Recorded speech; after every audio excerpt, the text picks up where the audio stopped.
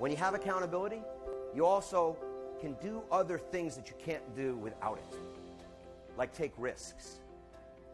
Without that kind of a structure in place, it's very difficult for a business to take risks. You cannot play the game of business today on defense. The world is changing too rapidly. That's why I wrote this book about pivot, about the fact that things are disrupting our environment so quickly. Look at that environment on that picture. That was when I said to you I worked at a very busy ocean beach, that is a picture of our beach. That is 100,000 people on the beach on a typical Saturday or Sunday in the summer. You barely even see in between them. How on earth could 20 lifeguards cover that span of beach? The model that I'm sharing with you is exactly how we did it. It's how we did it. But I'll tell you one thing.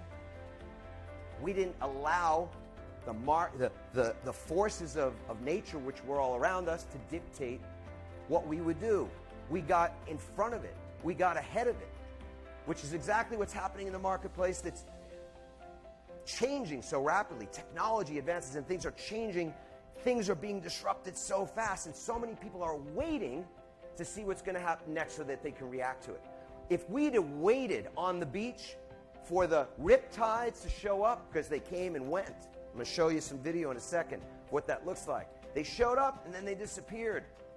If we waited for that to happen, it would have been too late. We never would have been able to cover all those people, all those souls that were in the water. So let's go ahead and cue up this first video. Just give you a sense. People had been asking me for years. They just wanted to see what a rescue at our beach looked like. And this is a fairly mild one, but this guy's in trouble. You got a lifeguard who spots it. Two guys have swum out, and he's a big fella. And he's struggling. He's probably grabbing on because I see my lifeguards are under the water. Their heads are under, so he might even have one of them there. So another lifeguard comes out with a buoy. Another piece of equipment. We had surfboards. We had boats. We had rope, as you're going to see now. This guy, there's 4 lifeguards out there, and they run a line out to him to help pull him in. And now they're standing, and you think everything's okay, right? Now watch. Not quite yet. Yeah, because you get crashed with a wave like that on the shore, you break a neck. Lots of things can happen. So we needed to be looking at that environment and improvising. So improvisation, I think I heard, maybe it was Denise that said that earlier, but improvising is so important when it comes to pivotability. And the other thing is disrupting that environment beforehand. So I'll show you one more picture.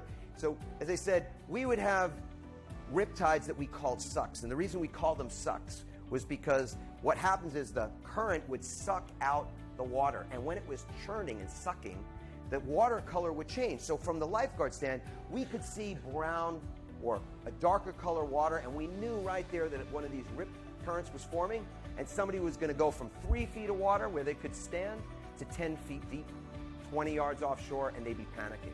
Now, as it turned out, we blew whistles, we got guys in the water for this guy, and in the end, the wave brought him in, and he just stood up.